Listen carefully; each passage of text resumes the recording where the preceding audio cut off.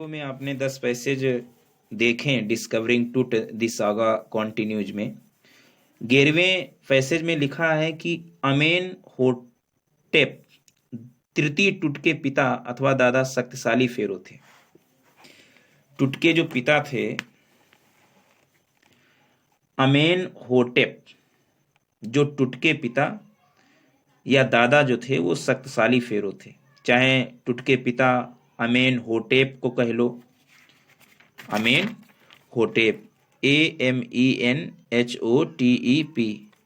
Amen होटेप तृतीय जो टुट के पिता अथवा दादा शक्तिशाली फेरो थे, जिन्होंने 18वें राजवंश के सुनहरे युग की चरम सीमा पर लगभग 4 दशक तक शासन दिया।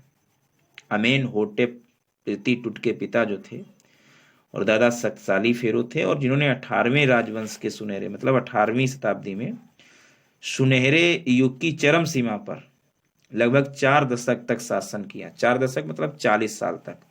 उनका बेटा जो हुआ वो अमेन होटेप चतुर्थ उनका उत्तराधिकारी बना। मतलब जो टुट के दादा थे अमेन होटेप तृतीय, तो फिर अमेन होटेप चतुर्थ उनका उत्तराधिकारी बना तथा प्राचीन मिस्र के इतिहास में सबसे विचित्र युग की शुरुआत की। प्राचीन इतिहास में, प्राचीन मिस्र के इतिहास में सबसे विचित्र युग की शुरुआत की। नए फेरो ने सूर्य चक्र की पूजा को उन्नत किया।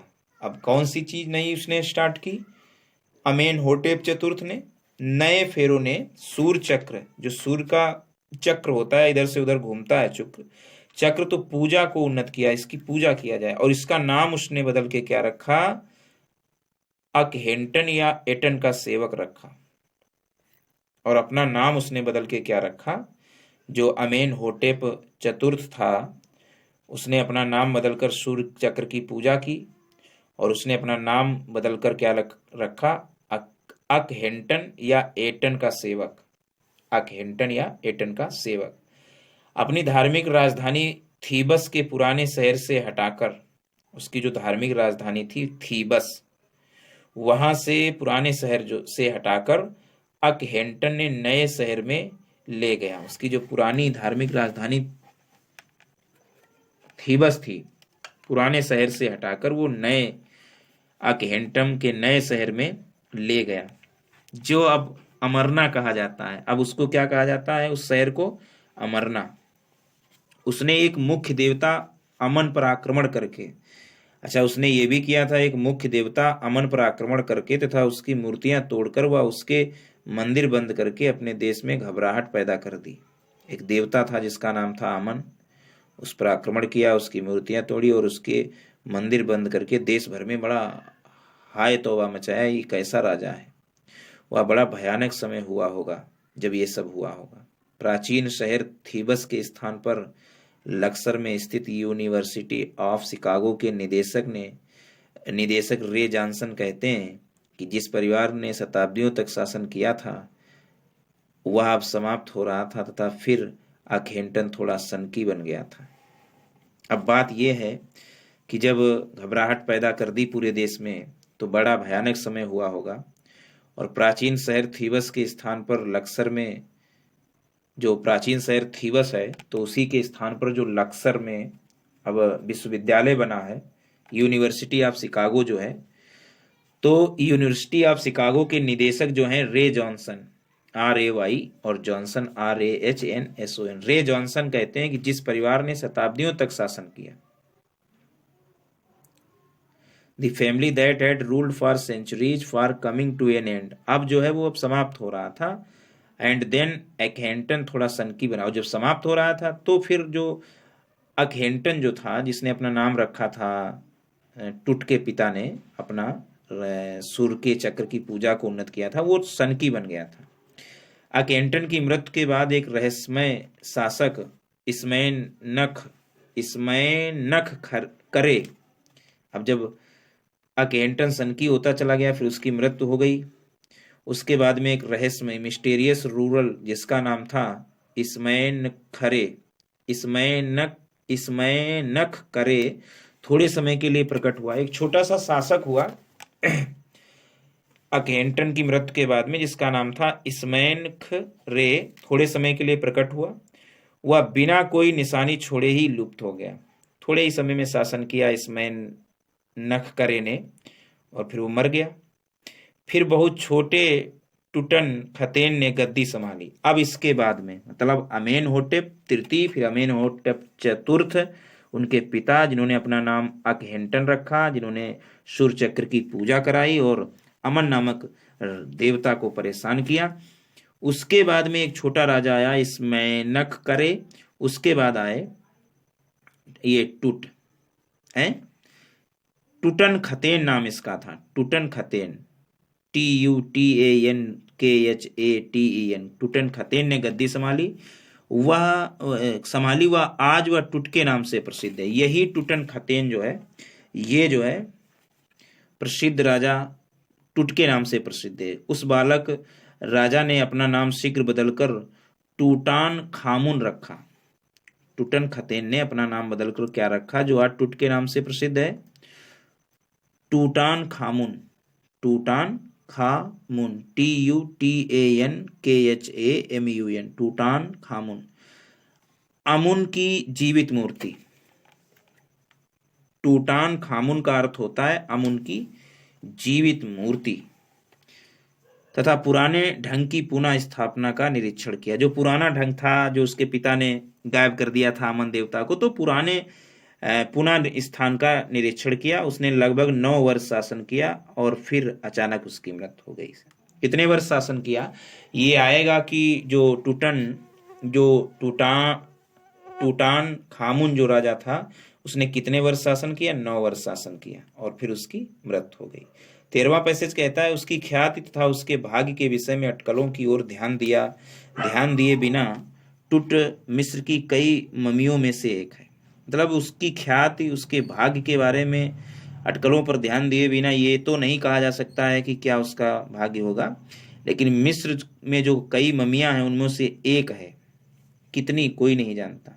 कितनी ममियां हैं ये कोई नहीं जानता, लेकिन ममियों में से एक ममी टुटकी भी ममी मानी जाती है। मिस्र का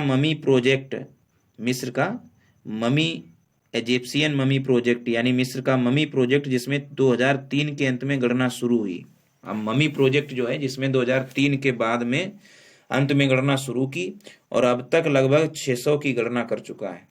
2003 के अंत में गणना शुरू हुई और अब तक कम से कम मिस्र का जो ममी प्रोजेक्ट है 600 की गणना कर चुका है। वह गिनती अब भी निरंतर है कि कितने ममी हैं राजसी परिवार में। अगला पद नेशनल जियोग्राफिक सोसाइटी व सीटी मशीन का निर्माता सीमंस द्वारा दान में दी गई।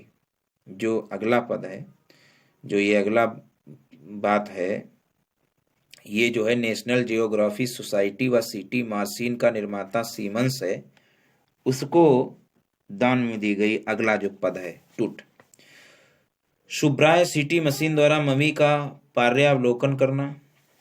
शुभा है मतलब बाहर सिटी मशीन का खूब पर्यावलोकन करना। राजा टुट की मम्मी सबसे पहला पर्यावलोकन होने वाली मम्मियों में से एक थी। मतलब शुरुआती दौर में सिटी स्कैन में पर्यावलोकन यानी दोबारा से उसका जांच पड़ताल होने वाली मम्मियों में से एक थी।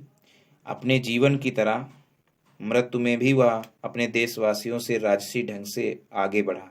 मतलब जीवन जब जिंदा था तब भी पहले नंबर पे आता था, राजा था, और जब सिटी स्कैन की परंपरा हुई, बाहर जब सिटी मशीन द्वारा मम्मी का पर्यावलोकन करना पड़ा, तब भी वो शुरुआती पर्यावलोकन में मम्मियों में से एक था। तो वही चीज कह रहा है।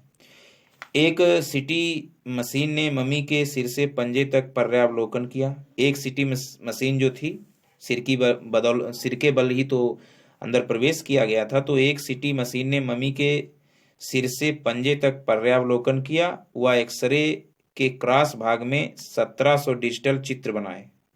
एक्सरे के क्रॉस भाग में मतलब विरोध भाग में, क्रॉस भाग में, creating a 1700 digital x-ray image in cross section है। क्रॉस भाग में 1700 डिजिटल चित्र बनाए। टुट के सिर का अवलोकन 0.62 मिलीमीटर के टुकड़ों में किया। ये पूछ सकता है कि टुट के सर के जो स्कैन हुआ, अवलोकन जो हुआ, वो कितने मिलीमीटर के टुकड़ों में किया गया? तो 0.62 मिलीमीटर के टुकड़ों में किया गया, ताकि उसकी जटिल रचना को बड़ी किया जा सके। मतलब 0.62 मिलीमीटर के टुकड़ों में किया गया ताकि उसकी जो जटिल रचना थी उसको रजिस्टर किया जा सके। 0.62 millimetre slice to registered cyst intricate structure, जो उसकी जटिल रचना है उसको इंडिकेट किया जा सके, रचना को बड़ी किया जा सके। वह परिणाम स्वरूप चित्र में उसका अलौकिक विवरण था, और परिणाम इसका ये हुआ, जो उसने 0.62 मिलीमीटर स्लाइस में टुकड़ों में किया, उसका परिणाम ये हुआ कि उसका अलौकिक विवरण था। टुटके पूरे शरीर का इस प्रकार चित्र तैयार करके बाद में रेडियोलॉजी, फॉरेंसिक व शरीर रचना के विशेषज्ञों के एक दल ने उन रहस्यों की जांच पड़ताल करनी शुरू की जिसकी रक्षा सुनहरे मकबरे के पंखों वाली देवियां अभी तक कर रही थी। वाह! और जब ये टुटका पूरे शरीर का चित्र तैयार कर लिया गया, बाद में रेडियोलॉजी, फॉरेंसिकी व शरीर रचना के विशेषज्ञ, रेडियोलॉजी के जो स्पेशलिस्ट हैं और प्लस जो शरीर रचना के विशेषज्ञ हैं, फॉरेंसिक एंड एनाटॉमी, मतलब रेडियोलॉजी के विशेषज्ञ, फॉरेंसिक के विशेषज्ञ और जो एनाटॉमी, शरीर रचना विज्ञान के विशेषज्ञ, उन लोगों ने प्रोब किया, यानी भविष्यवाणी शुरू की, जांच पड़ताल, एग्जामिन किया कि कैसे क्या रहस्य है। तो पड़ताल शुरू की जिसकी रक्षा, और उस जांच पड़ताल में ये बताया गया कि जिसकी रक्षा सुनहरे मकबरे की पंखों वाली देवियां अभी तक कर रही थी, अभी तक उसकी जो है रक्षा कर रही थी। किसकी? टुटकी। वाह! Gilded burial shrine protected for a song, इतने समय से श्राइन माने पंखों वाली, ग्लीडेड माने सुनहरे पंखों वाली, सुनहरे मकबरे के पंखों वाली देवियां हैं। ग्लेडेड ब्यूरियल यानी मकबरे, श्राइन माने होता है देवियां, सुनहरे मकबरे की पंखों वाली देवियां अभी तक उसकी रक्षा कर रही थी। अगला है 15वां पैराग्राफ। स्कैन वाली रात श्रमिक टुट को एक संदूक में मकबरे से उठा कर लाए। बात यह हुई कि जब स्कैन किया जा रहा था तो उस रात को जो श्रमिक लोग थे, वर्कमैन थे, वो टुट को संदूक में मकबरे से उठा कर लाए। कहाँ से उठा के लाया? श्रमिक कौन लाया मकबरे से उठाकर? श्रमिक, वर्कमैन। वे अर्थी उठाने वालों की तरह एक ढलान पर वह फिर सीढ़ियां चढ़कर बाहर भंवरों में उड़ते हुए रेत में आए।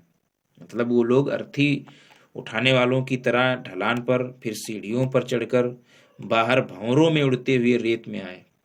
भंवरों में उड़ते हुए रेत में, जो उड़ रही थी रेत, उस पर जो है सीढ़ियों से चढ़ते हुए आए। फिर एक हाइड्रोलिक लिफ्ट के द्वारा उस ट्रेलर में गए जिसमें स्कैनर रखा हुआ था। फिर उसके बाद में वो हाइड्रोलिक लिफ्ट के द्वारा, किसके द्वारा?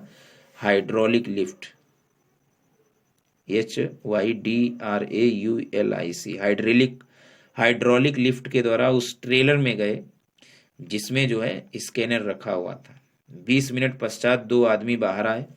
20 मिनट के बाद में उस स्कैनर कक्ष से बाहर 2 आदमी आए। वह दौड़कर पास के कार्यालय में गए। कहाँ गए? पास के कार्यालय में गए। वह 2 सफेद प्लास्टिक के पंखे लेकर वापस आए।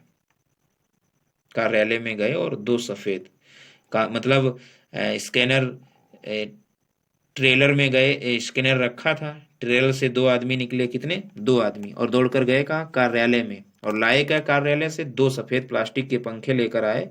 $10 मिलियन वाला स्कैनर बंद हो गया था। वाह! $10 मिलियन का जो इसका मिला था स्कैनर, वो बंद हो गया था क्योंकि उसे ठंडा करने वाले पंखों में रेत भर गया था। क्योंकि गर्म होने के कारण वो बंद हो गया था, और जो ठंडा करने वाले पंखे थे उनमें रेत भर गया था।